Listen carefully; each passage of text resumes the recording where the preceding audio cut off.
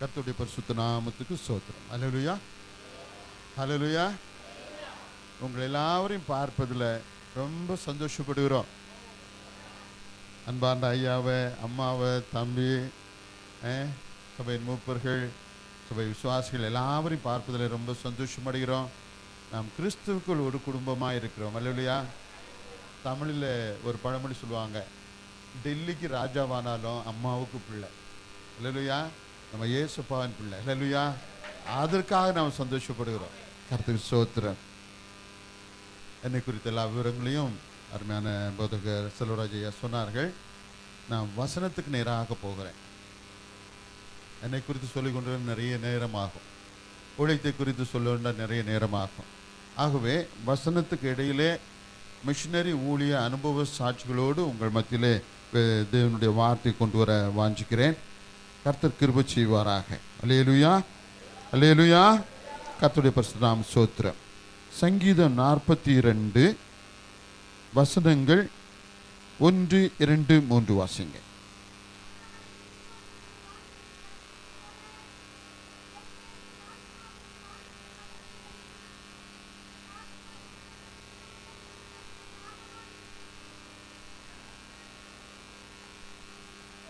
அல்லேலூயா, அல்லேலூயா, அல்லேலூயா.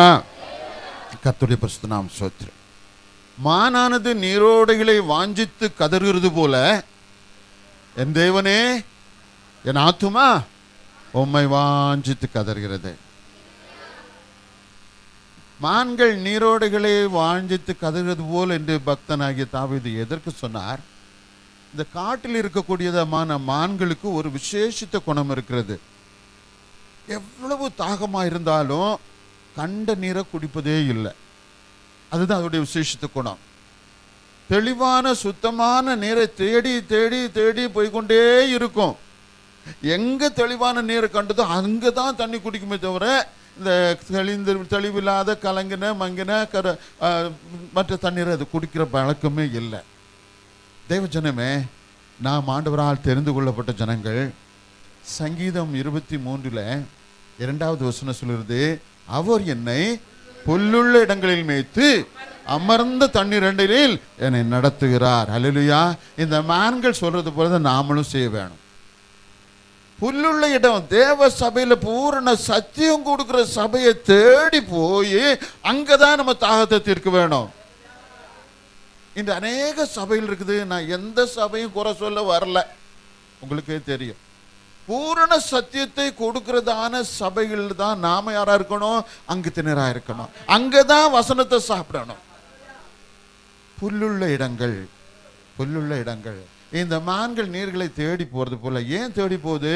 அங்கதான் ரட்சண்ய சந்தோஷம், அங்கதான் அபிஷேகம், அங்கதான் தீர்க்க தரிசனம், அங்கதான் ஆசீர்வாதம், அங்கதான் விடுதலை. இவைகளை தேடி போகிற மான் தான் தளிந்த தண்ணீரை போவது போல நாமும் பூர்ண சத்தியம் கொடுக்கிற சபைகளை தேடி போகிறோம். அல்லேலூயா.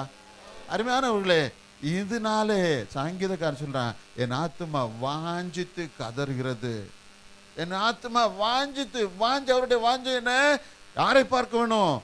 ஆண்டவரே, தேவனே, உம்முடைய சமூகத்திலே எப்ப வந்து நிற்பேன்? பிசாசு கிட்ட இல்லை, நரகத்தில் இல்லை, அக்கினி வேதனைக்கு இல்லை. எங்க நிற்கணும்? அந்த பரலோக பாக்கியத்தில். ஹல்லேலூயா.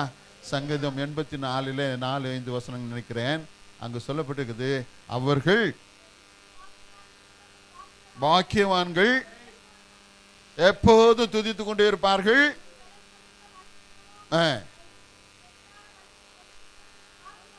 ஆமென். வாசிமா, வாசிமா.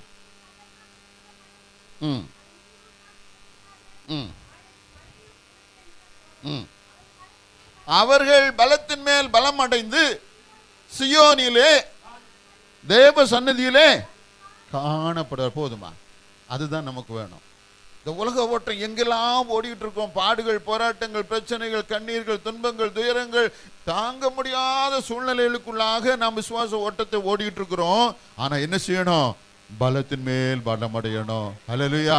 நம்முடைய வாழ்க்கையில ஒவ்வொரு நாளும் பலத்தின் மேல் பலம் அடையணும். எங்க போய் சேரணும்? சியோனில் தேவ சன்னதியில் போய் சேரணும். அதுதான் நமக்கு வாழ்க்கையா இருக்க வேணும். அருமையானவர்களே, இந்த வாழ்க்கையின் ஓட்டம் ஒவ்வொரு சபைகளிலே ஒவ்வொரு மதங்களிலே எல்லாரும் ஓடுகிற ஒரே இடம் அந்த பரலோகத்துக்கு தான். ஆனால் எப்படி ஓடுகிறாங்க, எந்த நிலைமையில ஓடுகிறாங்க, அது நமக்கு தேவையில்லை. என்னுடைய வாழ்க்கை எப்படி இருக்கு, ஆவிக்குரிய வாழ்க்கை, என் ஆண்டவருடைய வசனத்தோடு கூடிய வாழ்க்கை, என்னுடைய சாட்சியின் வாழ்க்கை, என்னுடைய ரட்சிப்பின் அனுபவம், எனக்கு அபிஷேகத்தின் அனுபவம், நான் இந்த கர்த்தருக்கு எந்த நிலைமையில நிற்கிறேன் என்று சிந்தித்து பார்ப்போமானால், புல்லுள்ள இடங்களிலே மேயணும், அமர்ந்த தண்ணீரிடையில தாகம் தீர்க்கணும். அல்லேலூயா. கர்த்தர் அருமையான கர்த்தருடைய தாசனையும் அருமையான அம்மாவையும் இந்த சபையும் உங்களுக்கு கொடுத்திருப்பது நீங்கள் செய்த பாக்கியம். ஆமாம், ஒரு தியாகமான அம்மாவுடைய ஐயாவுடைய சாட்சிகளை நான் நேற்று கேட்ட போது உண்மையாகவே கர்த்தருக்கு ஸ்தோத்திரம் செலுத்துகிறேன். அழுகையின் பள்ளத்தாக்கு உருவ நடந்து என்ன செய்தார்கள், நீரூற்றாக்கி கொள்கிறார்கள். ஆமா, அழுகையின் பள்ளத்தாக்கில் நடந்து போறவன் தான் பாக்கியவான், சோதனைகளை சகிக்கிற மனுஷன் தான் பாக்கியவான். வேதம் சொல்லுகிறது. எல்லா வசதிகளோடு ஆடம்பரத்தோடு இருக்கிறவர்களுக்கு கஷ்டமும் துன்பமும் துயரமும் தெரியாது. அருமையானவர்கள், நேற்று நான் ஐயா அம்மாவோட பேசிட்டு இருந்தேன். நேற்று சபையிலும் கூட சொன்னேன், அத்தனை விதமான பசி, பட்டினி, துன்பம், வேதனை, உடுத்த துணி இல்லாத அவ்வளவு விதமான தரித்திரத்தில் வாழ்ந்து கொண்டிருந்த என்னை இன்று ஆயிரங்களுக்கு மேலாக போஷிக்கிற கிருபையை கர்த்தர் கொடுத்துருக்காங்க. நான் கர்த்தருக்கு நன்றி செலுத்துறேன். என் கர்த்தர் எனக்கு கொடுத்தார், நான் வைத்துக் கொள்ளலை. மாளிகை கட்டி சந்தோஷமா ஆடம்பரமா வாழவே இல்லை. அன்றைக்கு எந்த நிலைமையில் இருந்தனோ இன்றைக்கு கர்த்தர் எனக்கு கொடுத்ததை, ஆண்டவரே நீங்க கொடுத்தீங்கப்பா, இதை 30, 60, 100 ஆசீர்வதித்து 9 பிள்ளைகளுக்கு கொடுங்க, 9 ஊழியர்களுக்கு கொடுக்க கர்த்தர் கிருபை செய்யணும்னு சொல்லி அந்த தான் இன்றைக்கு நாங்கள் செய்து கொண்டிருக்கோம். கர்த்தருக்கு ஸ்தோத்திரம். இந்த வசனத்தின் அடிப்படையில் வாஞ்சைகளை குறித்து நான் ஒரு 4 வாஞ்சைகளை உங்கள் மத்தியில் சொல்லுகிறேன். 4 விதமான வாஞ்சைகள். வாசிங்க. 1 பேதுரு 2ஆம் அதிகாரம் 2, 3 வாசிங்க. இன்று கிறிஸ்தவ சமுதாயத்தில் இந்த விதமான வாஞ்சைகள் நமக்கு இருக்கிறதா? வாசிங்க.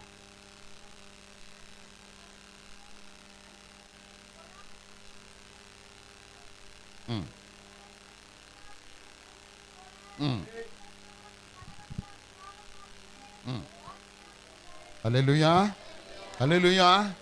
இன்றைக்கு வாஞ்ச வாஞ்ச வாஞ்ச வாஞ்சன்னு சொல்லி எங்கெல்லாம வாஞ்ச போயிட்டு இருக்குது. அருமையானவர்களே, கேட்டாச்சுன்னா ஐயோ எனக்கு ரொம்ப வாஞ்சங்க, நான் ஆண்டவருக்கு அப்படி செய்யணும், இப்படி செய்யணும், இப்படி செய்யணும் சொல்லிக்கிட்டே இருப்பாங்களே, ஒண்ணுமே செயல்ல வந்திருக்க. கிரியை இல்லாத விசுவாசம் செத்தது. இன்றைக்கு நான் ஆண்டவருக்கு என்ன செய்கிறேன்? என் அப்பா எனக்காக உயிரை கொடுத்தாரே, ஜீவனை கொடுத்தாரே, என்னை ரட்சித்தாரே, பாவ சேற்ற விழுந்து கிடந்தனை தூக்கி எடுத்து இரத்தத்தாலே கழியனை பரிசுத்தப்படுத்தினாரே, இன்று நான் ஆண்டவருக்கு என்ன செய்கிறேன் என்று நாம் சிந்திப்போமானா, நாம் என்ன செய்ய வேணும்? ஆண்டோடைய சமூகத்தில் வாஞ்சையா இருக்க வேணும். கர்த்தர் தான் என்னுடைய எல்லாம் வாஞ்சை, அவர் தான் எனக்கு என்று எல்லாமே. ஆண்டவரே உண்மையே நான் நம்பி இருக்கிறேன், நீதான் எனக்கு அடைக்கலம், நீதான் என் அரண், நீதான் என் கோட்டை, நான் நம்பி இருக்கிற கர்த்தர் என்று சங்கீதம் 91 1ஆம் அதிகாரத்தை 1ஆம் வசனத்தை எப்போதும் சொல்லிக்கொண்டே இருக்கோம். அல்லேலூயா. அருமையானவர்களே, பக்தனாகிய தாவீது இங்கு சொல்கிறார், குழந்தை போல ஞான பாலின் மேல் வாஞ்சையா இருங்க. குழந்தை தொட்டில் போட்டிருப்பாங்க, அம்மா கிச்சன்ல வேலை செய்வாங்க, பக்கத்தில் இருப்பாங்க. ஆனால் அந்த குழந்தை ஒரு வாய் திறந்து பசிக்கு அழுகுதுன்னு சொன்ன உடனே எல்லாவற்றையும் போட்டுக்கிட்டு வாஞ்சையா ஓடி போய் குழந்தை எடுத்து ஒரு தாளாட்டி ஆறாரோ சொல்லி அம்மா அந்த பாலை கொடுத்து அந்த குழந்தைய தேற்றுறது போல நம்முடைய வாஞ்சை எதிராக இருக்க வேணும். தேவ வசனமாகிய ஞானப்பாலின் மேலே, அல்லேலூயா, அந்த ஞானப்பாலாகிய வார்த்தையின் மேலே நாம் வாஞ்சை உள்ளவர்களாக இருக்க வேண்டும். அருமையானவர்களே, எவ்வளவு தூரம் நம்ம வேத வசனத்திலே வாஞ்சை உள்ளவர்களாக இருக்கிறோம்? சங்கீதம் 1 2 3 வசனங்களை வாசியுங்கள். சத்தமா வாசிக்குமா? துன்மார்க்கரின் ஆலோசனை நடவாமலும், பாவிகளின் வழியில் நில்லாமலும், பரியாசக்கார உட்காரும் இடத்தில் உட்காராமலும், கர்த்தருடைய வேதத்தில் பிரியமாயிருந்து இரவும் பகலும் வேதத்தை தியானிக்கிற மனுஷன் பாக்கியவான். அருமையார்களே, எவ்வளவு நல்ல வசனத்தை ஆண்டவர் சங்கீதம் 1 வசனத்தில் எழுதி வச்சுக்கிறார் பாருங்க. நாம எதை செய்யக்கூடாதுன்னு சொன்னோமோ அதை தான் செய்யறோம். கிறிஸ்தவர் புறஜாதி மக்களையோ துன்மார்க்கர்களையோ விட்டு விடுங்க. தேவ மக்கள் எதை செய்யக்கூடாது என்று வேதத்தில் சொல்லியிருக்குதோ அதை பிரியமா செய்கிறோம். 1வது வசனம் வாசிங்க. துன்மார்க்கருடைய ஆலோசனையில் நடவாமல் அதை செய்கிறோம். பாவிகளின் வழி நில்லாமல் அதை செய்கிறோம். பரியாசக்காரர் உட்காரும் இடத்தில் உட்காராமல் அதையெல்லாம் விருப்பமா செய்கிறோம். ஆனா ஆண்டவர் என்ன சொன்னார்? வேதத்தில் பிரியமா இருக்கணும்னு சொன்னார். ஹல்லேலூயா, ஹல்லேலூயா. எத்தனை பேர் 4 மணிக்கு 5 மணிக்கு எழுந்து வேதம் வாசிக்கிறீங்க? அந்தமான்ல ஊழியத்துக்கு போயிருந்தேன். ஊழியத்துக்கு போன அன்றைக்கு நைட்டில் சாயந்தரம் கூட்டம் முடிஞ்சது. இரவு உணவுக்கு பிறகு போதவர் சொன்னார், ஐயா காலையில் 4:30 மணிக்கு ஒரு ஆராதனைக்கு போகணும், ஆயத்தமாகுங்க. என்னங்க எத்தனை மணிக்கு? 4:30 மணிக்கு. எனக்கு ஏற்றுக்கொண்டேன். ஆனால் ஆச்சரியமா இருந்தது, 4:30 மணிக்கு ஒரு ஆலயத்தில் ஆராதனையா? அதுவும் அதிகாலையில், அதுவும் குளிர்காலங்க, மழை காலம். சரி, நான் ஆயத்தமாகி அங்கே போனேன். அந்த பாஸ்டரோட போனேன். ஆலயம் முழுவதும் ஜனங்க உட்கார்ந்துட்டு இருக்கிறாங்க. ஆச்சரியமா இருந்து, நாளைக்கு ஐயா கூப்பிட்டு காலையில் 4:30 மணிக்கு எல்லாருக்கும் ஆலயத்துக்கு வந்திருக்குன்னு சொன்னா எத்தனை பேர் முணுமுணுப்பீங்க? ஐயாவுக்கு ஒரு வேலையே இல்லை, நல்ல கொரட்டை போட்டு தூங்குற நேரத்தில் ஆலயத்தில் வந்து உட்கார சொல்றாரு. நிறைய பேர் முணுமுணுப்பாங்க. நானும் அந்த நிலைமையில இருந்து அப்படிதான் நினைச்சிருப்பேன். உண்மையாக பார்த்தா குழந்தையிலேருந்து வயதானவங்க வரைக்கும் அப்படியே வந்து 4:30 மணிக்கு ஆராதிச்சுட்டு இருக்காங்க. எனக்கு ரொம்ப ஆச்சரியமா இருந்தது. சரி, ஆராதனை முடிந்து எனக்கு செய்தி கொடுத்தாங்க. செய்தி முடிச்சுட்டு அந்த ஐயாவை கூப்பிட்டு கேட்டேன், ஐயா என்ன எதன்னைக்கு விசேஷமா? 4:30 மணிக்கு ஆராதனை. ஐயா தினமும் எங்க ஆராதனை 4:30 மணிக்குயா? வைராக்கியத்தை பாருங்க தேவ ஜனங்களுக்கு. அந்தமான் தீவுல வைராக்கியத்தை பாருங்க. தினமும் காலையில 4:30 மணிக்கு ஆலயத்தில் இருக்கணும். அவங்க எத்தனை மணிக்கு எழுந்திருக்கணும் பாருங்க. குறைஞ்சது 3:30 மணிக்கு எழுந்திருக்கணும். எழுந்திரிச்சு குளிச்சு எடுத்து துணி மாத்திட்டு அங்கிருந்து நடந்து வராங்களோ, நைட்டில் பஸ்ஸோ காரோ ஒன்றும் கிடையாது. எவ்வளவு வைராக்கியமா தினமும் 4:30 மணிக்கு வந்து ஆண்டவரை ஆராதிக்கிற வாஞ்சை பார்த்த பிறகு நானும் என் மனசை மாத்திக்கிட்டேன். வழக்கமா 5 மணிக்கு எழுந்திருக்கேன். நான் சொன்னேன், ஆண்டவரே நானும் 4:30 மணிக்கு எழுந்திருக்கிறேன். யார் அருமையானவர்களே, இது போன்ற ஆவிக்குரிய வளர்ச்சிக்கான காரியத்துல நம்முடைய வாஞ்சைகள் இருக்க வேணும். காலையில அதிகாலையில் எழுந்து செபிக்கிற அனுபவம் எல்லாருக்கும் இருக்குன்னு நம்புறேன். நாங்க மிஷன் ஃபீல்டில் எப்போதுமே 5 ஜெபங்களை நாங்கள் சொல்லுவோம். 5 விதமான ஜெபங்கள். அதிகாலை ஜெபம் பாருங்க, இயேசுவையே அறியாத மக்கள் அதிகாலையில குடும்பமா எழுந்து துதித்து பாடி ஆராதித்து வேதத்தை தியானித்து ஜெபிக்கிறார்கள் நாட்களில் வட இந்தியாவில். நம்ம சபையில் சொன்னா கேட்பீர்களோ என்னமோ எனக்கு தெரியாது.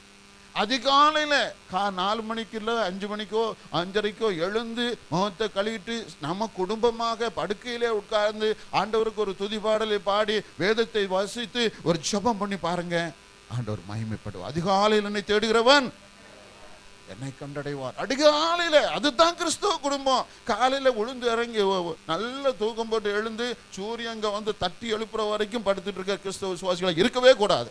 அல்லேலூயா. ஆமா, அந்த அனுபவம் நமக்கு வேண்டாம். அதிகாலையில ஒரு கிராமத்துல ஒரு ஊழியக்காரர் என்ன செய்வாரம்மா, காலையில 5 மணிக்கு எழுந்துச்சு தினமும் ஜெபிப்பாரா, நல்லா பாடி ஜெபிப்பாரம்மா.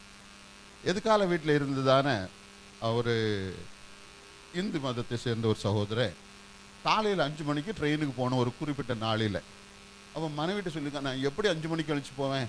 ஐயா இந்த ஐயா பாடுவார் இல்லையா, அப்போ நினச்சி போயிருன்னு சொல்லியிருக்கிறாங்க. சரின்னு இவரு ஒத்துக்கிட்டார். இந்த குறிப்பிட்ட நாளில் அந்த ஊழியக்காரன் தூங்கிட்டான். 5 மணிக்கு பாடுற பாடு வரும்னு பார்த்தா மணி 5:30 ஆயிடுச்சு, 5:45 ஆயிடுச்சு. இந்த மனுஷனுக்கு கோபம் வந்துடுச்சு. யாரையும் பக்கத்து வீட்டுக்காரனு வந்து கதை தட்டினார். ஓ ஏன் 5 மணிக்கு நீ பாடல?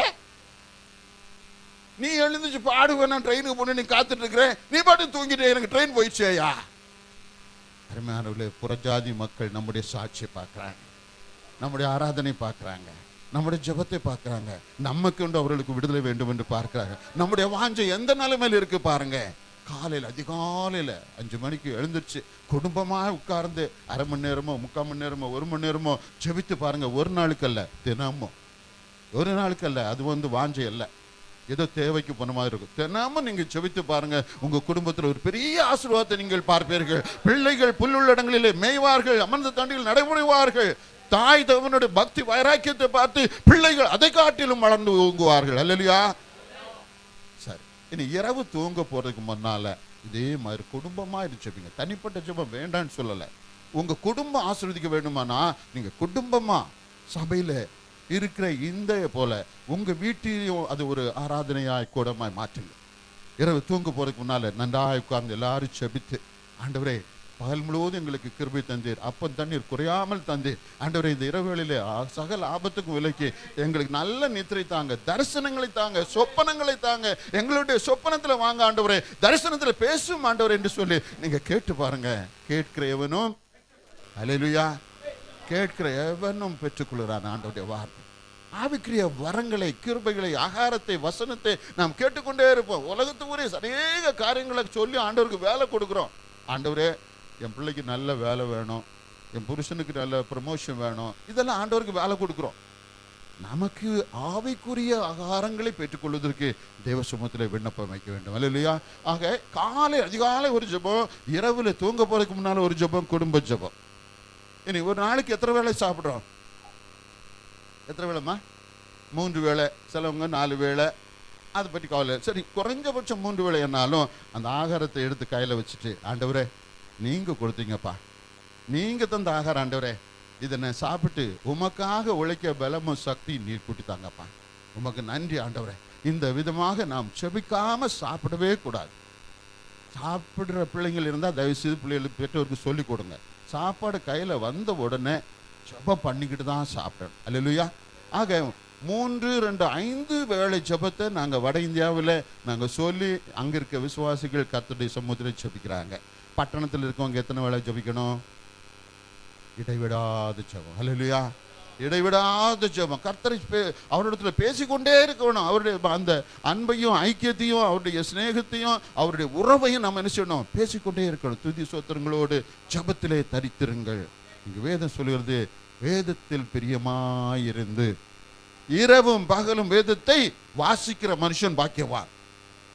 அப்படித்தானே சொல்லியிருக்கேன்.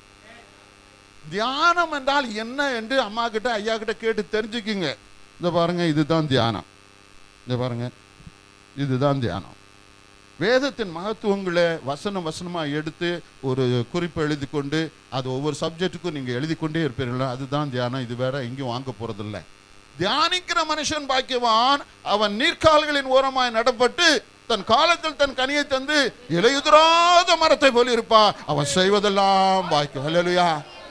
ஏன் நம்ம செய்வது வாக்கியாம போகுது? தப்பு பார்த்து எங்க இருக்கு பார்த்தீங்களா? வேதத்தை வாசிக்க கூடாதுன்னு வேதம் சொல்லலை, ஆனா தியானிக்கிற மனுஷன் தான் பாக்கியம் என்று சொல்லி, அல்லேலூயா. ஆகவே தியானிக்கிற ஒரு அனுபவத்துக்குள்ளாய் வாருங்கள் அருமையானவர்களே. கர்த்தர் சொல்லுறா, உங்களை ஆசீர்வதிப்பேன், இலையுதிராத மரத்தை போல் ஆசீர்வதிப்பேன், கனி கொடுக்கிற மரமாய் ஆசீர்வதிப்பேன். ஆகவே வேத வசனத்தின் மேல் வாஞ்சியாயிருங்கள். கர்த்தர் என்ன செய்வார்? உங்களை அதிகமாய் ஆசீர்வதிப்பார், அல்லேலூயா, ஆமென். அடுத்த ஒரு வாஞ்சை பார்ப்போம். சங்கீதம் 84 1, 2 வாசிங்க. சேனைகளின் கர்த்தாவே, உமது வாசஸ்தலங்கள் எவ்வளவு இன்பமானவைகள்.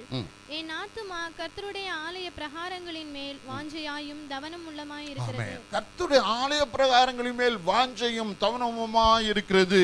என் இருதயமும் என் மாம்சமும் ஜீவனுள்ள தேவனை நோக்கி கம்பீர சத்தமிடுகிறது. சோத்திரம். போதுமா? கர்த்தருடைய ஆலய பிரகாரங்களின் மேல் வாஞ்சை. ஞாயிற்றுக்கிழமை யாராச்சும் வேலைக்கு போவாங்களா? வீட்டில் தூங்கிட்டு இருப்பாங்களா? உறம்பர்கள் விருந்தினர்கள் வருவார்களா? விருந்தினர்களை காட்டிக்கொண்டு வீட்டில் கடமை உட்கார்ந்து கொள்வார்களா? அருமையானவர்களே, ஞாயிற்றுக்கிழமை பரிசுத்த அலங்காரத்தோடு கர்த்தரை தொழுது கொள்ளுங்கள். ஆலயத்தை நோக்கி அந்த ஞாயிற்றுக்கிழமை காலை வேளையில் ஆராதனைக்கு முன்பாக வந்து இடத்துல நீங்கள் பிடித்து கொண்டு ஜெபத்தில் இருந்து அந்த நாளை நீங்கள் ருசித்து பாருங்கள். கர்த்தர் எவ்வளவு பெரிய காரியங்களை செய்வார் தெரியுமா? நீங்க ஆலயத்துக்கு முன்பாக வர்றது உங்கள் பிள்ளைகளுடைய வாழ்க்கைக்கு ஒரு வழிகாட்டியா இருக்கும், அல்லேலூயா. சிறு குழந்தையிலிருந்து அவங்க வாலிப வயதுல ஒரு திருமண வயது வர வரைக்கும் பெற்றோருக்கு கர்த்தர் கொடுத்த கிருபை பிள்ளைகளை வழிகாட்டிகளாக நடத்துவது. நாம உலக பிரகாரமாக வேற குடும்ப காரியமாக எல்லா நாளும் போல ஞாயிற்றுக்கிழமையும் நம்ம போனோமானா பிள்ளைகளும் பரவாயில்ல, ஞாயிற்றுக்கிழமை ஆலயத்துக்கு போலன்னா அப்பா அம்மா கோச்சிக்க மாட்டாங்க. அருமையானவர்களே, ஞாயிறு உபவாச ஓய்வு நாள் பரிசுத்த நாட்களிலே ஆண்டவருடைய ஆலய பிரகாரங்களிலே வாஞ்சையும் தவனமாக இருக்க வேண்டும், அல்லேலூயா.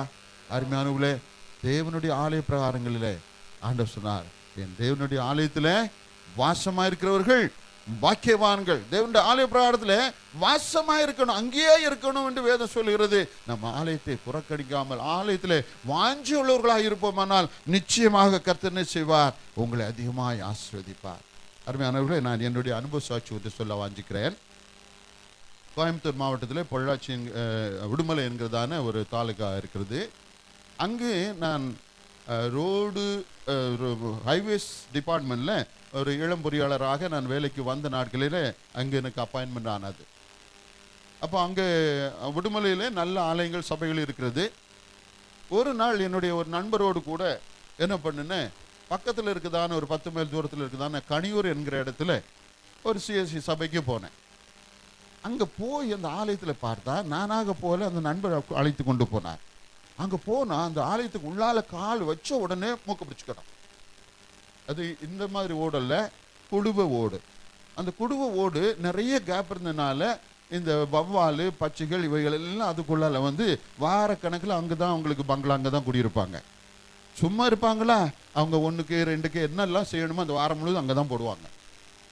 அந்த வவ்வால் ஏராளமாக தங்கின்றதுனால அந்த ஆலயத்துக்குள்ளால அந்த துர்நாற்றம் சகிக்க முடியல. நான் உள்ள போனது, என்னங்க ஏன் ஆலயத்தை இப்படி வச்சுருக்கீங்கன்னு கேட்டேன். ஐயா, எல்லாம் ஏழை ஜனங்க, இவங்களால ஒன்றும் செய்ய முடியாது, வாரந்தோறும் வேலைக்கு போயிடுவாங்க. ஞாயிற்றுக்கிழமை காலையில் வந்து இந்த ஆலயத்தை அந்த கோயில் குட்டி தொடச்சி எடுத்து கொஞ்சம் சுத்தமாக வைப்பார். ஆராதனை முடிஞ்ச மாதிரி போட்டுனான்னா அடுத்த ஞாயிற்றுக்கிழமை தான் இங்கே வருவார். இதுக்கிடையில் யாருமே வரதில்லை என்று சொல்லி அவர் சொன்ன வார்த்தை கேட்டு எனக்கு துக்கமாய் போயிட்டது. என் தேவனுடைய ஆலய பிரகாரம் பரிசுத்தமானது அல்லவோ, இப்படி இருக்கிறதே. அப்புறம் என்ன செய்வாங்க, சுண்ணாம்பு சுவரில் அடிக்குதே, கதவுலையும் ஜன்னலையும் அடைச்சிடுவாங்க. சுவர் எங்கே இருக்குது, கதவு இருக்குது, ஜன்னல் எங்கன்னு தெரியாத அளவுக்கு அந்த ஆலயம். மேலே ஓடுகள் எல்லாம் பார்த்தா அந்த குடு ஓடானெல்லாம் நிறைய சன்லைட் அதுக்குள்ளால வந்து அந்த ஆலயத்துடைய மழை எல்லாம் விட்டுனா உள்ளால தான் விழும். சுருக்கமாக சொன்னால் அந்த ஆலயத்துக்குரிய ஒரு தகுதி இல்லாத நிலைமையில அந்த ஆலயம் காணப்பட்டது. எனக்கு இருதயம் உடைஞ்சு போச்சு. ஆண்டவரே, மகிமையான ஆலயம் எப்படியாக இருக்க வேண்டும் ஐயா, இந்த ஆலயம் இப்படியாக இருக்கிறது என்று சொல்லி செபித்த போது அப்பா சொன்னாங்க, மகனே, உன்னை எதுக்கு இங்கே கொண்டு வந்தேன், உன்னை எதுக்கு இந்த ஆலயத்தில் கூட்டிகிட்டு வந்தேன், நீ வரல, நான் தான் கொண்டு வந்தேன். இந்த ஆலயத்தை நீ தான் கட்ட போகிறேன்னு சொன்னார். சொந்த ஊரில், நம்ம சொந்த ஊர்லேயே ஆலயத்துக்கு போகிறது நம்ம அதிகம் டைம் எடுத்துக்கிறது இல்லை. சுருக்கமாக சொல்கிற அருமையான ஊரில் செப்டம்பர், அக்டோபர், நவம்பர் இந்த 3 மாதங்களிலே ஓடெல்லாம் பிரித்து அந்த தரையெல்லாம் சுத்தமாக்கி புதுசாக காங்கிரீட் போட்டு எல்லாம் ஜன்னல் கதவெல்லாம் எடுத்து பெயிண்ட் எல்லாம் சுரண்டி நல்ல பெயிண்ட் அடித்து அது ஒரு புதிய ஆலயமாக மாற்ற கத்தக்கர் வச்சு இப்பவும் இருக்குது ஆலயம். ஆலயத்தின் மேல் வாஞ்சை. நீ என்னை கட்டினால், நீங்கள் என்னை கட்டினார், என் ஆலயத்தை கட்டினால் நான் உங்களையும் உங்கள் பிள்ளைகளையும் கட்டுவேன். அல்லேலூயா. உங்களையும் உங்கள் பிள்ளைகளையும் கட்டுவேன். இந்த நாட்களில் ஆண்டவருடைய பெரிதான கிருபை வட இந்தியாவிலே அநேக ஆலயங்களை கட்ட கத்துக்கிற வச்சுருக்கிறேன். முன்பின் தெரியாத இடங்களிலே, பாஷை தெரியாத மொழி அந்த ஜனங்கள் மத்தியில் போய் சுவிசேஷத்தை கொடுத்து 30 பேர் 40 வந்தால் உடனே ஒரு ஆலயத்தை கட்டிடுவோம். 3 லட்சம் ரூபாய் ஆகும். ஆனாலும் ஆங்காங்கு நேபாள தேசத்தில், வட இந்தியாவில், பல மாநிலங்களிலே நாங்கள் ஆலயத்தை கட்டி கொண்டே இருக்கோம். ஆலயத்தின் மேல் வாஞ்சையாக இருங்க. அல்லேலூயா. ஆலயத்தின் மேல் வாஞ்சையாக இருந்தால் கர்த்தர் நம் வீட்டின் மேல் வாஞ்சையாக இருப்பார், நமது பிள்ளைகள் மேல் வாஞ்சையாக இருப்பார். அவன் நாமத்தை அறிந்திருக்கபடியானால் அவனை நான் நினைச்சுவேன், உயர்ந்த அடைக்கலத்திலே வைப்பேன். அல்லேலூயா, அல்லேலூயா. கர்த்தருக்கு கொடுத்து பாருங்கள், கர்த்தர் உங்களை கட்டுவார்.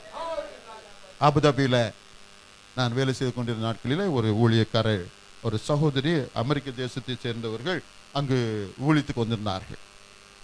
என்னுடைய ஒரு வாஞ்சை, இந்த ஊழியக்காரியை சந்திக்கும் போது நல்ல காணிக்க கொடுக்க வேண்டாம் ஆண்டவரே என்று சொல்லி என் பையெல்லாம் தேடி பார்த்து, அது மாத கடைசி, இந்த மாத சம்பளக்காரத்துக்கிட்ட கடைசி வாரத்தில் என்ன இருக்காது, பணம் இருக்காது. மாத சம்பளம் வாங்குறவுடைய கஷ்டம் அதுதான்.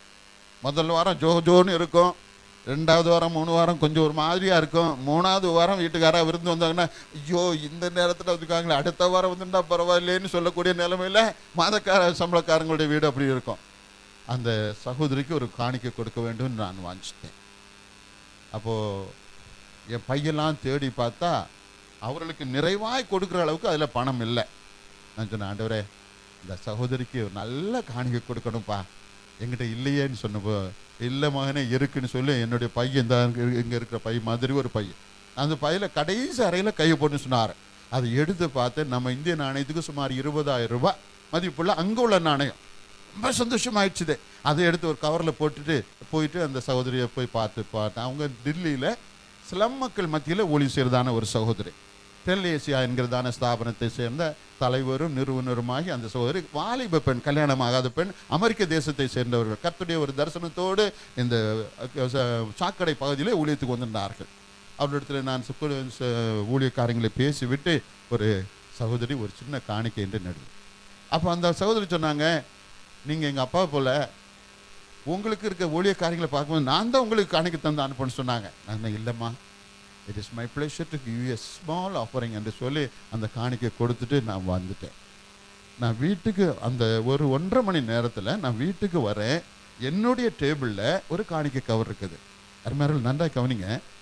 அந்த சகோதரிக்கு காணிக்கை கொடுத்து அந்த மீட்டிங் முடித்து வரும்போது ஒரு 1.5 மணி நேரத்தில் என்னுடைய டேபிளில் ஒரு கவர் இருக்குது வீட்டில். அதை எடுத்து பார்த்தா pastor Arul this offering for your ministry, voice மினிஸ்ட்ரின்னு இருந்தது. கர்த்தருக்கு ஸ்தோத்திரம்.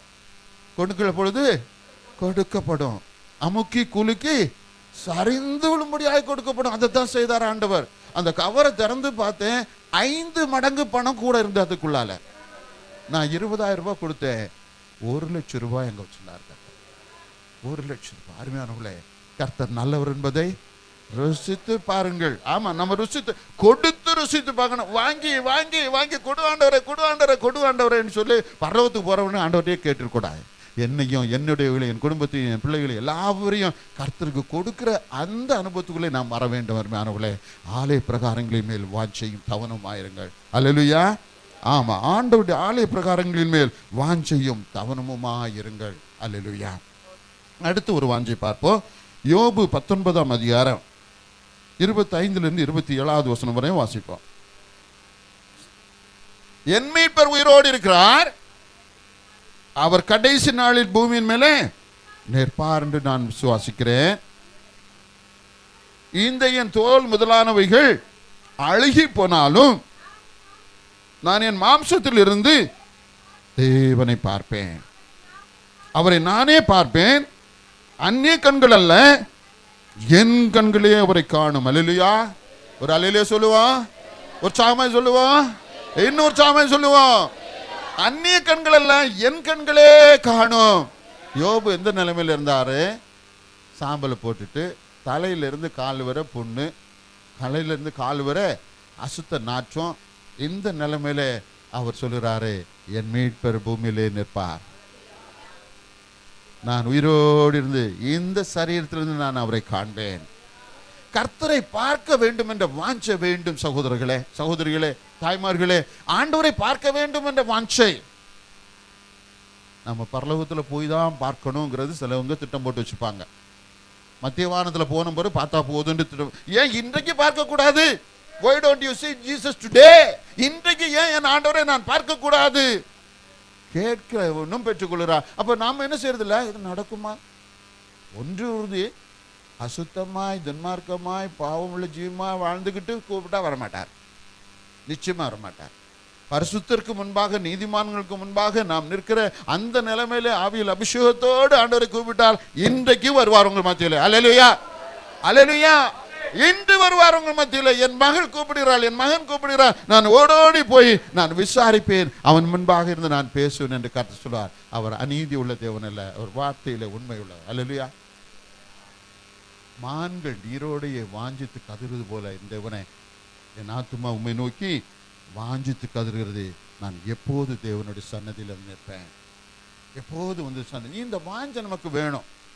கூப்பிடுங்க, கூப்பிட்டால் அவர் பதில் கொடுப்பார், கட்டாயமாய் வருவார். தன்னுடைய பிள்ளைகளுக்கு அவர் மறைவானவர் அல்ல, தூரமானவரும் அல்ல. நாம் கூப்பிடும் போது அவர் நிச்சயமாக வருவார். இந்த யோபு பக்தன் கூப்பிட்டு சொல்கிறான், இந்த மாம்சத்திலிருந்து நான் தேவனை காண்பேன், என் ஆண்டவரை காண்பேன். நமக்கு அந்த விசுவாசம் இருக்குதா? பஞ்சாப் மாநிலத்தில் ஒரு சகோதரனை பற்றி, ஒரு அருமையான ஊழியக்காரனை பற்றி நான் ஒரு சாட்சி வாசித்திருக்கிறேன். சுந்தர் சிங் பற்றி எத்தனை பேர் வாசித்திருக்கீங்க, கேள்விப்பட்டிருக்கீங்க? வாலி டீனேஜா இருக்கும்போது அவன் ஒரு கேத்தலிக் கான்வென்ட்ல அந்த தம்பி படித்து கொண்டிருந்தார். சரியான வைராக்கியம் உள்ள சீக்கிய குடும்பத்தை சேர்ந்த அந்த தம்பி அந்த பள்ளிக்கூடத்தில் வேதாகமத்தை என்ன செய்தார்கள்? புதிய ஏற்பாட்டை எல்லா பிள்ளைகளுக்கும் ஒவ்வொன்று இலவசமாய் கொடுத்தார்கள். இந்த தம்பிக்கும் கொடுத்தார்கள். ஒரு 14-15 வயது நிரம்பி அந்த தம்பி அந்த வேதாகம் இந்த புதிய ஏற்பாட்டை வாங்கி கொண்டது நண்பர்களை எல்லாம் கூப்பிட்டு டேய் இயேசுவை கொளுத்திடுவோண்டா, இயேசு என்ன செய்யணும், தீ வச்சு கொளுத்திடுவோண்டான்ட்டு அந்த புக்கை கிழிச்சு எல்லாருக்கும் புக்கையும் போட்டு இவன் தான் தீ வச்சது. தீ வச்சு எல்லாம் கைத்தட்டி கிறிஸ்துவை நான் கொளுத்திட்டேன்டா, எரிச்சிட்டேன்டான்னு சொல்லி கலாட்டம் பண்ணிட்டாங்க, சந்தோஷப்பட்டாங்க. ஆனால் என்ன நடந்தது, அந்த நாளிலிருந்து அந்த தம்பிக்கு நித்திரை இல்லை, தூக்கமே வரல, தூக்கமே வரல. அவன் வந்து என்னென்னமோ முயற்சி பண்ணி பார்த்தான், அப்பா அம்மாட்ட சொன்னா, அவங்க சீக்கிர சாமி மாட்ட கூட்டு போனாங்க, என்னெல்லாமோ பண்ணி பார்த்தாங்க, தூக்கமே வரல. கடைசியில் அவனுக்கு நம்ம பாடியோட சிஸ்டம் பாருங்க, ஆண்டவர் அவ்வளோ அருமையாக பிரச்சிக்காரு. 24 மணி நேரத்தில் குறைந்தபட்சம் 8 மணி நேரம் தூங்கணும். இந்த தூக்கம் இல்லைன்னா தலை கனத்த மாதிரி இருக்கும், மறுநாள் எல்லாம் ரொம்ப டயர்டாக இருக்கும். ஒரு நாள் 2 நாள் தூங்கலைன்னா அவ்வளவுதான். மருத்துவத்துறையில் இருக்கவங்களும் நன்றாய் தெரியும்னு நினைக்கிறேன். அப்போ இந்த தம்பிக்கு 1 வாரம் 2 வாரம் 3 வாரம் தூக்கமே இல்லை, பைத்தியம் பிடிச்ச மாதிரி ஆயிட்டான். ஒரு நாள் என்ன செய்தான், என்னென்னமோ மருத்துவம் பூஜை எல்லாம் பண்ணி பார்த்தாங்க. ஒரு நாள் அவன் ஒரு முடிவுக்கு வந்தான், இந்த தூக்கமில்லாத ஒரு இந்த கிக்கட்டான நிலைமையில நான் வேதனை அடைந்து துயரம் அடைகிறேன், இனி எனக்கு வாழ்க்கையே வேண்டாம், தூக்கம் இல்லாமல் என் சரீரத்தில் இவ்வளவு பாடுகள், எனக்கு போராட்டங்கள் வேண்டாம் என்று சொல்லி கதவை அடைத்து கொண்டான். கதவை அடைத்து கொண்டு என்ன செய்தான் தெரியுமா, ஏ பகவான், जो कुछ जीवित वाला है मेरे सामने आना चाहिए. தெய்வம் உண்மையுள்ள தெய்வம் என்று ஜீவிக்கிற தெய்வம் என்று உண்டுமானால் இன்று இரவிலே என்னை முன்பாக நீர் வந்து நிற்க வேண்டும். இது என்னுடைய கண்டிஷன். இல்லை வரல, நாளை காலையில் எங்க வீட்டு பக்கத்தில் 5:30 மணிக்கு போற ட்ரெயின்ல என் தலையை கொடுத்து நான் செத்துருவேன். ஐ வில் மர் जाएंगे कल ट्रेन का गाड़ी के सामने. அவன் சொல்லிட்டான். சொல்லிட்டு உனக்கு முன்னால கண்டிஷன் போடுறேன், நான் எத்தனையோ தெய்வங்களை கும்பிட்டுருக்கிறேன், நீ எல்லாம் உயிருள்ள தெய்வமானா இன்னைக்கு வர வேணும், இல்லை காலையில் என் பணம் உனக்கு அப்படின்ட்டு சொல்லி ஒரு சபதத்தோடு தீர்மானத்தோடு அந்த ரூமில் தூங்க முடியல, முழிச்சு கொண்டே இருந்தான். 12 மணி 1 மணி 2 மணி 3 மணி 4 மணி ஆச்சுது. அவன் முடிவு பண்ணிட்டான், இன்று இரவு நான் சாக போறேன், இந்த உலகத்தை விட்டு நான் கடந்து போறேன், எங்க போறேன்னு எனக்கு தெரியாது, ஆனா இந்த உலகத்தை எனக்கு வேண்டாம் என்று சொல்லி 4 மணி 4:30 மணிக்குள்ளாக நீங்களும் நானும் ஆராதிக்கிற கர்த்தர் ஒரு பிரகாசமான வெளிச்சத்தோடு ஒளியோடு அவன் முன்பாக வந்து நின்றார். அல்லேலூயா. நீங்களும் நடந்த சம்பவம் கதை சொல்லுறேன்னு நினைச்சுக்காதீங்க. நீங்களும் நானும் ஆராதிக்கிற ஜீவனுள்ள கர்த்தர் என்ன செய்தார், அவனுடைய ரூமுக்குள்ளாக, பூட்டப்பட்டிருந்த ரூமுக்குள்ளாக ஒரு பிரகாசமான வழியில வெளிச்சத்திலே வந்து நின்று, சுந்தர், நீ ஆராதிக்க தெரியாத, என்னை அறிந்து கொள்ளாத நிலைமையிலே நீ கூப்பிட்டபடினாலே நான் உன் முன்பாக வந்திருக்கேன், நான் தான் ஜீவனுள்ள தெய்வம் என்று நீ எல்லாருக்கும் உலகமெங்கும் போய் சாட்சி சொல்ல வேண்டும். உன் ஜனங்களுக்கு சொல்லு, இயேசுவை அறியாத மக்களுக்கு சொல்லு, நான் தான் ஜீவிக்கிற கர்த்தர், உலகத்தின் இரட்சகர், பரலோகத்தின் தேவன், நான் உலக மக்களை ரட்சித்து பரலோகத்துக்கு கொண்டு செல்லும்படியாக வந்த மெசியா என்று எல்லாருக்கும் சொல்லு என்று சொல்லி அவனுக்கு முன்பாக தரிசனமானார். அருமையானவர்களே, அவனுடைய சந்தோஷம் தாங்க முடியல, துள்ளி குதிச்சா. இப்படி ஒரு ஜீவிக்கிற கர்த்தர் இயேசு ரட்சகர் ஒருவர் தான் என்று சொல்லி அவன் என்ன செய்தான், கதவை திறந்துட்டு ஓடி வந்து அப்பா அம்மாவுக்கு சொன்னான், நண்பர்களுக்கு சொன்னான், குருநானக்கு சொன்னான், எல்லாருக்கும் சொன்னான். யாரும் நம்பல, இவனுக்கு பைத்தியம் பிடிச்சுன்னு சொன்னாங்க. அருமையானவர்களே, அவன் திபெத்தில், இந்தியாவில், நேபாளத்தில், உலகமெங்கும் பல தேசங்களில் போய் இயேசுவை நான் கண்டேன், நான் அந்நியனாயிருக்கும் போது அழைத்தேன், கூப்பிட்டேன், குரல் கொடுத்த கர்த்தர் என்று சொல்லி தேசமெங்கும் சென்று அவன் கர்த்தருக்கு சாட்சி சொன்னான். அல்லேலூயா. தேவ ஜனமே, இயேசுப்பாவை நம்ம எவ்வளோ வருஷம் கும்பிட்டு ஆராதிச்சு ரட்சிக்கப்பட்டு அபிஷேகத்தில் இருக்கோம், கூப்பிட்டா வருவாரா வரமாட்டாரா? பார்க்கணும்னு சொன்னா வருவாரா வரமாட்டாரா? இந்த தேவன் நல்லவர் என்று சுத்தி பார்க்க வேணும், சந்தேகமே இருக்கக்கூடாது. நான் என் இயேசுப்பா, நீர் என் முன்பாக இன்று வர வேண்டும், நாளைக்கு இல்லை இன்றைக்கு வர வேண்டும், நான் உம்மை காண வேண்டும் ஆண்டவரே, உமது பிள்ளை கூப்பிடுகிறேன் வாரும் ஐயான்னு சொன்னால் ஓடோடி வருவார். அருமையானவர்களே, அவர் நல்ல கர்த்தர், நல்ல ரட்சகர், ஓடோடி வருவார். இந்த விசுவாசத்தோடு நான் ஆண்டவரே உம்மை காண வேண்டும் என்கிற வாஞ்சையில் இருக்கிறான் ஆண்டவரே, உம்முடைய வேதத்தின் மேலே எனக்கு வாஞ்ச ஆண்டவரே, உம்முடைய ஆலய பிரகாரங்களில் எனக்கு வாஞ்ச ஆண்டவரே, உம்மை பார்க்க வேண்டும் என்று வாஞ்ச ஆண்டவரே, என்ன ஒரு வார்த்தை சொல்லி நான் முடிக்கிறேன். ஹல்லேலூயா, ஹல்லேலூயா, ஹல்லேலூயா. 2 கொரிந்தியர் 5ஆம் அதிகாரத்தில் 2வது வசனத்தை வாசிப்போம். இந்த கூடாரத்தில் நாம் தவிர்த்து நம்முடைய பரம வாசஸ்தலத்தை தரித்துக் கொள்ள மிகவும் வாஞ்சையுள்ளவராக இருக்கும். இந்த கூடாரத்தில், இந்த சரீரமாகிய கூடாரத்தில் நாம் தரித்து பரம கூடாரம், பரம வாசஸ்தலத்தை தரித்துக் கொள்ள வாஞ்சியா இருக்கிறோம். அருமையானவர்களே, இந்த உலகத்தை விட்டு போனா நம்ம எங்க தான் போனோம்? எங்க தான் போனோம்? இந்த கூடாரத்துல இருந்து பிரிஞ்சு எங்க தான் போனோம்? பரலோக கூடாரத்துக்கு தான் போகணும். வழியில் யாரும் நம்ம தடுத்து நீ எனக்கு ஃப்ரெண்டாக இருந்தால் இந்த பக்கம் வண்டி கூட்டிகிட்டு போயிடக்கூடாது. அதெல்லாம் விட்டு வளர்த்துடணும். உலகம், மாமிசம், பிசாசு, அக்கிரமம், அநியாயம், துன்மார்க்கம் எல்லாவற்றையும் விட்டு விட்டு அந்த கூடாரத்துக்கு, பரலோக கூடாரத்துக்கு போகிறதுக்கு இப்போவே நாம் என்ன இருக்கணும்? வாஞ்சி உள்ளவர்களாக இருக்க வேண்டும். அல்லேலூயா, அல்லேலூயா. அதற்கு நாம் வாஞ்சி உள்ளவர்களாக இருக்க வேண்டும். அருமையானவர்களே, ஒரு வாலிபன் ஒருத்தர் ஆண்டவரத்தில் ஓடி வந்து, மார்க்கு சுவிசேஷம் 10ஆம் அதிகாரத்தில் இருக்குன்னு நினைக்கிறேன், ஓடி வந்து ஆண்டவரத்தில் என்ன கேட்டா? ஆண்டவரே, நித்திய ஜீவனை சுதந்திரத்துக்குள்ள நான் என்ன செய்ய வேண்டும்? நித்திய ஜீவனை சுதந்திரத்துக்குள்ள நான் என்ன செய்ய வேண்டும் என்று கேட்டா. அந்த வாலிபனுடைய என்ன அருமையான வாஞ்சு பாருங்க. உலக ஆசீர்வாதத்தை கேட்கல, நல்ல மனைவி தாரனை கேட்கல, நல்ல ஆஸ்திகளை கேட்கல. அவனுடைய ஒரே வாஞ்சே, ஆண்டவரே, நித்திய ஜீவனை சுதந்திரத்துக் கொள்வதற்கு நான் என்ன செய்ய வேண்டும்? அருமையான பிள்ளைகளை, ஆண்டவரத்தில் நாம் கேட்கிறோமா? ஆண்டவரே, எனக்கு நித்திய ஜீவனை சுதந்திரத்துக்குள்ள எனக்கு கிருபை தாரும் ஆண்டவரே. இந்த உலகத்தில் வாழப்போற நாட்கள் கொஞ்ச நாட்கள் ஆண்டவரே. இந்த உலக நாட்களிலிருந்து நான் விடுபடும் போது உம்முடைய பரலோக ராஜ்யத்திலே நான் உம்மை காண வேண்டும் ஆண்டவரே என்று சொல்லி நாம் ஆண்டவர் சமூகத்தில் நாம் வாஞ்சியோடு கவனத்தோடு நிற்கிறோமா நினைத்து பாருங்கள். பூலோக வாழ்க்கை கொஞ்ச காலம்தான். இந்த கொஞ்சம் காலத்தில் நாம் என்ன செய்ய வேண்டும்? அந்த பரலோக ராஜ்யத்துக்கு ஆண்டவர் நமக்கு ஒரு வாக்கு தத்தம் சொல்லியிருக்கார் பாருங்க. ஜான் 14:13 வாசிங்க. யோவான் 14ஆம் அதிகாரம் 3வது வசனம். நான் போய் உங்களுக்கு ஒரு ஸ்தலத்தை ஆயத்தப்படுத்தி நான் இருக்கிற இடத்துல நீங்களும் இருக்கும்படி நான் மறுபடியும் வந்து உங்களை என்னிடத்திலே அழைத்து செல்வேன். அருமையானவர்களே, வாக்கு தத்தம் கொடுத்திருக்காரு. யாரும் எந்த சாமியும் இது கொடுக்கல. மற்ற சாமிகள் எல்லாம் குடு குடு குடுன்னு கேட்கிற சாமிகள், அது நமக்கு வேண்டாம். ஆனா நமது ஆண்டவர் சொல்கிறார், உங்களை வந்து அழைத்து சென்று என்னோடு கூட இருக்கும்படியாக நான் பரலோக ராஜ்யத்திலே உங்களை எடுத்துக்கொள்ளுவேன். அருமையானவர்களே, இந்த பரலோக வாஞ்சி வேணும் நமக்கு. பரலோக வாஞ்சியில தான் நம்ம ஜீவிக்க வேணும். பரலோகம் இல்லாத வாழ்க்கை நமக்கு இருக்குமானா நம்முடைய வாழ்க்கையின் முடிவு அந்தகாரம், அக்கினி, பிசாசுடைய கரங்களில் நம்ம ஒப்பு கொடுக்கப்படுவோம். அந்த வேதனை நமக்கு வேண்டவே வேண்டாம். இவ்வளவு காலம் ஜீவித்து நாம் ஆண்டவருக்காக ஜீவித்து பரலோகத்தை அடையவில்லை என்றால் நம்முடைய வாழ்க்கையில் ஏதோ ஒரு தவறு இருக்குது. ஞாபகம் வைத்துக் கொள்ளுங்கள். கர்த்தருக்காக வாழ்கிறோம், ஜீவிக்கிறோம் என்று சொல்லிவிட்டு உண்மையாகவே நம்முடைய இருதயத்தோடு முழு ஆத்மாவோடு கர்த்தரில் அன்பு வைத்து அவருக்காக ஜீவிக்காமல் ஏதாவது குறைகள், குற்றங்கள் நமக்குள்ளாக இருக்கும். ஆனால் அதை இன்றே விட்டு விடுவோம். அல்லேலூயா, இன்றே விட்டு விடுவோம். ஆவியானவர் உங்களிடத்துல பேசுவார். மகனே, மகளே, நீ என்னிடத்தில் வாஞ்சியா இருக்க, உண்மைதான். ஆனால் உலகத்திலே சில காரியங்கள் உன்னிலே காணப்படுகிறது. விட்டுவிடு மகளே, விட்டுவிடு மகனே.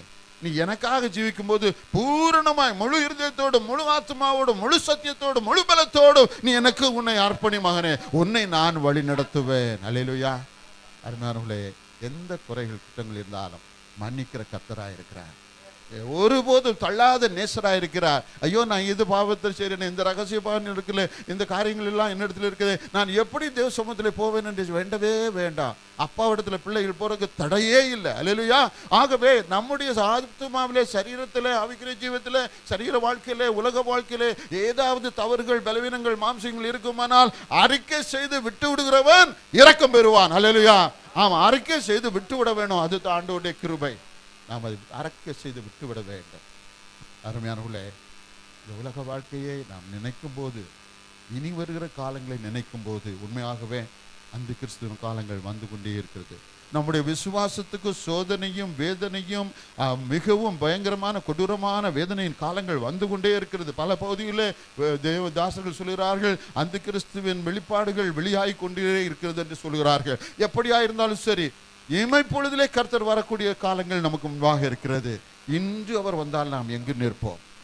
இன்று இயேசு ராஜா மத்தியவானத்திலே தூதர்களோடு மேகங்கள் மேல் வந்தால் நாம் ஓடி ஒழிப்போமா? இதோ என் ஆண்டவர் வந்து விட்டார், அவரோடு கூட போவேன் என்று உற்சாகமாய் ஓடுவோமா? எந்த நிலைமையில் இருக்கிறோம் சிந்தித்து பாருங்கள். அப்பாவை பார்க்க பிள்ளைகள் வாஞ்சியோடு இருப்பார். நாங்கள் கல்ஃப் ஸ்டேட்ல இருந்து விமானத்தில் வந்து சென்னையில் இறங்குவோம். இப்போ கோயம்புத்தூர்ல இறங்குறோம். மனைவிக்கு சொல்லுவோம். அப்போ பிள்ளைங்க சின்ன பிள்ளைகளாக இருந்தாங்க. ஏய், அப்பா வராங்கடா. எப்போம்மா வர்றாங்க? அவங்க தேதி சொல்லி இந்த நாளில் விமானத்தில் வராங்க. அப்படியா, விமான நிலையத்துக்கு போகிறோமா? ஆமாம் போகிறேன்ப்பா. பிள்ளைங்க வாட்சியோடு விமான நிலையத்தில் வருவாங்க. எங்கம்மா இன்னும் ஃப்ளைட்டை காணும்? அந்த ஃப்ளைட் வந்து இறங்குற வரைக்கும் அவங்கள பிடிக்கவே முடியாது. ஃப்ளைட் வந்து இறங்கியாச்சுன்னா தோ எங்க அப்பா வராங்க, எங்க அப்பா வந்துட்டாங்க, எங்க அப்பா இறங்கிட்டாங்க, இப்போ வந்துருவாங்க. என்ன வாஞ்சி சந்தோஷத்தை பார்க்க முடியும் தெரியுமா? ஏசப்பா மேகங்கள் மேல் வருகிறார். அல்லேலூயா. மேகங்கள் மேல் அவர் வருகிறார். அவரை பார்க்க எதிர்கொண்டு போக நாம் வாஞ்சி உள்ளவர்களாய் ஓடி ஓடி வாஞ்சியா அவரை சந்திக்க நம்ம ஆயத்தமா இருக்கிறோமா தேவ பிள்ளைகளே? மேகமீதில் இயேசு ராஜன் வேகம் வாராரே, மேகமீதில் இயேசு ராஜன் வேகம் வாராரே, ஆயத்தமுள்ளோரை ஆகாயம் சேர்க்க அவரே வாராரே, ஆயத்தமுள்ளோரை ஆகாயம் சேர்க்க அவரே வாராரே, மேகமீதில் இயேசு ராஜன் வேகம் வாராரே.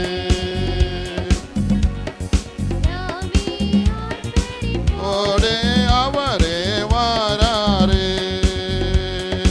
ஆர்ப்பரிப்போடே ஆர்ப்பரிப்போடே அவரே வாராரே, வேதினருமே ரோகமை சொல்ல வேதினியை விடுவார், வேதனை சொல்ல வேதினியை விடுவார், மேகமீதில் இயேசு ராஜன் வேகம் வாராரே.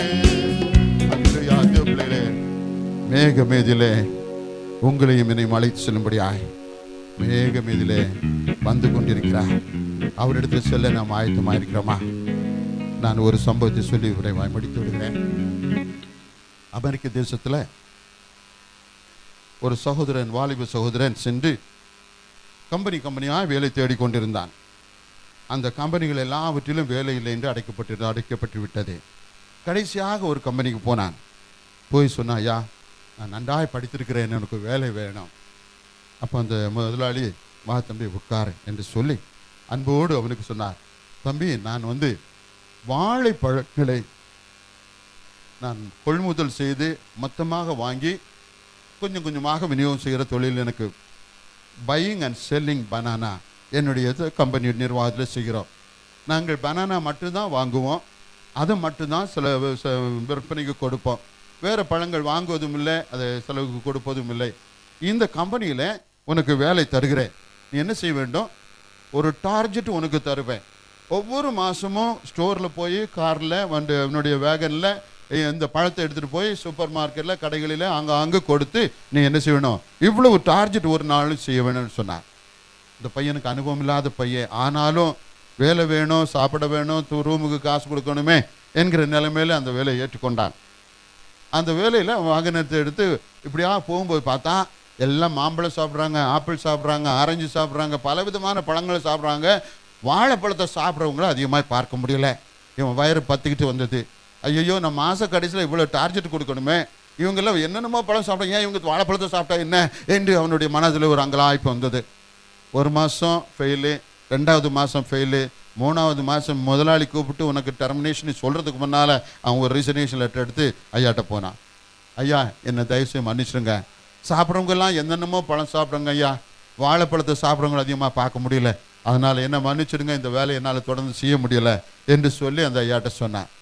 உடனே அந்த ஐயா சொன்னார், தம்பி இன்னைக்கு சாயந்தரம் எங்கள் வீட்டுக்கு நீ வா, உனக்கு ஒரு டின்னர் தரேன்னு சொன்னார். ஐயா நான் வேலையை ரிசைன் பண்ணிட்டு போகிறேன், போய் தொல்லன்னு சொல்லாமல் வீட்டுக்கு விருந்துக்கு கூப்பிட்றீங்களே அப்படின்னு சொன்ன உடனே, நான் தான் கூப்பிடுறேன், நீ வீட்டுக்கு வாப்பா என்று சொன்னார். வழக்கமாக யாரும் செய்ய மாட்டாங்கல்ல, என்ன செய்வாங்க, ஏயா வேலை தேடி வந்துட்டேன் பாரு, மூஞ்சி பாரு அப்படின்னு சொல்லி திட்டி அனுப்புகிறவங்க தான் அநேக மேனேஜர்ஸ் இருக்கிறாங்க. ஆனால் இந்த ஐயா அந்த தம்பியை வீட்டுக்கு விருந்துக்கு கூப்பிட்டான். இவன் வாழைப்பழத்தை நினச்சி ஏற்கனவே ஃபெடப் ஆகிட்டான். இவர் என்ன சொல்ல போகிறாரோ தெரியலையேங்கிற வேதனையோடு அந்த வீட்டுக்கு போகும்போது அந்த வீட்டு என்ட்ரன்ஸில் ஒரு சின்ன குழந்தை, uncle uncle I bring you some banana juice uncle, வாழைப்பழ ஜூஸ் கொண்டு தரட்டுமான்னு சொன்னேன். அம்மா ஏற்கனவே வாழைப்பழத்தினால நான் சோர்ந்து போயிருக்கிறேன், என்னை விட்டுட்டு தாயேன்னு சொல்கிற மாதிரி சரி கொடுத்துருவாங்க.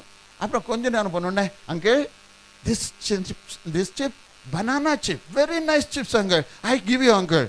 இப்படியாக வரவங்களெல்லாம் குழந்தையிலேருந்து பெரியவங்க வரைக்கும் வாழைப்பழத்தை பற்றியே பேசிகிட்டு இருந்தாங்க. இவருக்கு பைத்தியமே பிடிச்சிச்சு. என்னடா அந்த வீட்டுக்குள்ளால வந்தா, யாரை பார்த்தாலும் வாழைப்பழம் வாழைப்பழம் பனானாவை பற்றி பேசிட்டு இருக்காங்களே. இதை இந்த ஐயா உட்காந்து கவனிச்சுட்டே இருந்தார். சரி தம்பி வா உட்கார சாப்பிடலான்னு சொன்னோன்னே, ஐயா எனக்கு ஒரு சந்தேகம், உங்கள் வீட்டில் எல்லாருக்கும் என்னென்ன பனானா மட்டும்தான் தெரியும், வேற ஒரு வாழைப்பழமும் வேற ஒரு பழமும் தெரியாதா என்று சொல்லி அவன் கேட்டபோது சொன்னார், உட்காரப்பா அவன் இடத்துல பேசுகிறேன்னு சொல்லி சுவரெல்லாம் பாருன்னு சொன்னார். வாழைப்பழங்களுடைய ஃபோட்டோக்கள் தான் இருந்தது. டேபிளில் பார்த்தா வாழைப்பழம் வாழைக்காயில் ப்ரிப்பேர் பண்ண அது மட்டும் தான் ஆகாரங்கள் இருந்தது. அந்த வீடு முழுவதும் இப்படியாக காணப்படும் போது இவனுக்கு ஒரு திகைப்பு, இந்த வீட்டில் என்னமோ ஒரு விசேஷம் நடக்குது அப்படிங்கிற அங்கலாய்ப்போடு இருந்த வேளையில் அவர் சொன்னார், எங்கள் வீடு பனானாவுக்காக டெடிகேட் பண்ணியிருக்கிறோம், இதுதான் எங்கள் பிஸ்னஸ், எங்கள் பிள்ளைகள்ட்ட வாழைப்பழத்தை தவிர எந்த பழம் கொடுத்தாலும் சாப்பிட மாட்டாங்க, because we dedicated to serve banana என்று சொன்னார்கள். இந்த தம்பிக்கு ரொம்ப ஆச்சரியமாக இருந்தது. வழங்கப்பட்ட ஆகாரத்தில் எல்லாம் வாழைப்பழத்தில் இதெல்லாம் பார்த்துட்டு அவர் சொன்னார், நீயும் இதை போல ஒரு டெடிகேட் பண்ணிக்கிட்டேனா, அர்ப்பணிப்பு கொடுத்துட்டேன்னா நீ இந்த பிஸ்னஸில் நல்ல முன்னேற முடியும் என்று சொன்னார். அருமையானவர்களே, இந்த பனானா என்கிற இடத்துல பரலோகன்னு வச்சு பாருங்க, பரலோகன்னு வச்சு பாருங்க. அல்லேலூயா. இந்த நம்முடைய வாழ்க்கையை பரலோகத்துக்குன்னு அர்ப்பணிச்சிடணும். அப்பா அம்மா பாட்டி தாத்தா குழந்தை பேரன் எல்லாவரையும் பரலோகத்துக்குன்னு அர்ப்பணிச்சு வீடு முழுவதும் பரலோகத்தை பற்றியே பேசி பாருங்க. அல்லேலூயா. பிசாசுக்கு இடமே இல்லை. நம்முடைய வீட்டில் ஒவ்வொருவரும் ஒவ்வொரு நாளும் பிள்ளைகள் இடத்துல பரலோகத்தை பற்றி பேசுங்க. சாக போகிற தாத்தா பாட்டிகிட்ட பேசுங்க, குடும்பத்தார்கிட்ட பேசுங்க, வீட்டுக்கு உறவுக்கு வரவங்க சொந்த விருந்தினர்களுக்கிட்ட பரலோகத்தை பற்றி பேசுங்க, நம்மை சார்ந்தவங்கள்ட்ட பரலோகத்தை பற்றிங்க. ஏன் ஏசப்பா எதுக்கு வந்தாரு? பரலோகத்துக்கு அழைத்து செலுத்தான் வந்தார். அல்லேலூயா. நம்ம எல்லாவரையும் என்ன சொல்ற, என் பிதாவின் வீட்டில் அநேக வாசஸ்தலங்கள் உண்டு, உங்களை அங்கே அழைத்து செல்லுன்னு சொல்றது தான் அவர் இங்கே வந்தது. அருமையானவர்களே, நம்ம குழந்தைகள்கிட்ட நம்ம குடும்பத்தினர்கிட்ட குடும்பத்தார்கிட்ட நண்பர்கிட்ட ஏன் வேலை செய்யல இருக்கும்போது புறஜாதி மக்களுக்கு கூட பரலோகத்தை பற்றி பேசி பாருங்க. பரலோகம் தான் என் பேச்சு, பரிசுத்தம் தான் என் மூச்சு, பரலோகம் தான் என் பேச்சு, பரிசுத்தம் தான் என் மூச்சு, கொஞ்ச காலம் இந்த பூமியில். எல்லாரும் எழுந்து செல்லுங்களேன், கொஞ்சம் எல்லாரும் எழுத்து இந்த பாடலை பாடி நாம் ஆண்டவருக்கு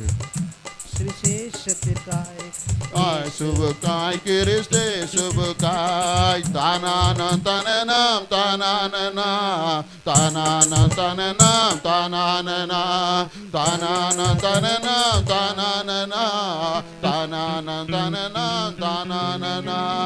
என் இயேசு வருவார் மேகங்கள் நடுவே அன்னோடு சேர்த்து கொள்வார். என் இயேசு வருவார் மேகங்கள் நடுவே தன்னோடு சேர்த்து கொள்வார். கூடவே வைத்துக் கொள்வார், என்னை கூடவே வைத்துக் கொள்வார். தானானா தனனா தானானனா தானான தனனா தானானனா தானான தனனா தானானனா தானான தனனா தானானனா. பரலோகம் தான் என் பேச்சு, பரிசுத்தம் தான் என் மூச்சு, பரலோகம் தான் பரிசுத்தம் தான் என் பேச்சு. உருமாற்றம் அடைந்து முகமுகமாக என் நேசரை காண்பேன். உருமாற்றம் அடைந்து முகமுகமாக என் நேசரை காண்பேன். தொட்டு தொட்டு பார்ப்பேன், தொட்டு தொட்டு பார்ப்பேன். பரலோகம் தான் என் பேச்சு, பரிசுத்தம் தான் என் மூச்சு, பரலோகம் தான் என் பேச்சு, பரிசுத்தம் தான் என் மூச்சு. கொஞ்ச காலம் இந்த பூமியிலே, கொஞ்ச காலம் இந்த பூமியிலே இயேசுவுக்காய் கிறிஸ்து இயேசுவுக்காய், இயேசுவுக்காய் கிறிஸ்து இயேசுவுக்காய். பரலோகத்தின் தேவனே, எங்கள் ராஜாதி ராஜாவே, உம்முடைய பிள்ளைகளாய் பிறந்தது எங்கள் பாக்கியம் ஆண்டவரே. இந்த ஜனத்தை எனக்கென்று ஏற்படுத்தினேன், அவர்கள் எப்போதும் என் துதியை சொல்லி வருவார்கள் என்று இந்த ஜனத்தை உமக்கென்று எடுத்து கொடுக்காய் ஸ்தோத்திரம் ஆண்டவரே. நாங்கள் வசனத்தின் மேல் வாஞ்சியா இருக்க கிருபை செய்யுங்கப்பா. உம்முடைய ஆலய பிரகாரங்கள் மேல் வாஞ்சியா இருக்க கிருபை செய்யுங்கப்பா ஆண்டவரே. உம்மை பார்க்கிற கிருபை வேண்டும் ஆண்டவரே, அதிலே வாஞ்சியா இருக்க கிருபை செய்யும் ஐயா. இந்த பரலோகத்தின் மேலே வாஞ்சியா இருக்க கிருபை செய்யும் ஆண்டவரே. நம்முடைய வாழ்க்கையின் ஒவ்வொரு நாளும் மூச்சும் பேச்சும் அது உமக்கு தான் ஆண்டவரே, உமக்காகத்தான் ஆண்டவரே, உம்மோடு கூட ஜீவிப்பதற்காக தான் ஆண்டவரே. இந்த பூலோகத்துல கொஞ்ச நாட்கள் ஆண்டவரே, பரலோகத்தில் நித்திய நித்திய காலம் நாங்கள் உம்மோடு ஜீவிக்கிற பாக்கியம் எங்கள் எல்லாருக்கும் வேண்டும் ஆண்டவரே. உடைய கரங்களிலே ஒப்பு கொடுக்கிறேன், இயேசு கிறிஸ்து மூலம் ஜெபிக்கிறேன் நல்ல பிதாவே. ஆமென்.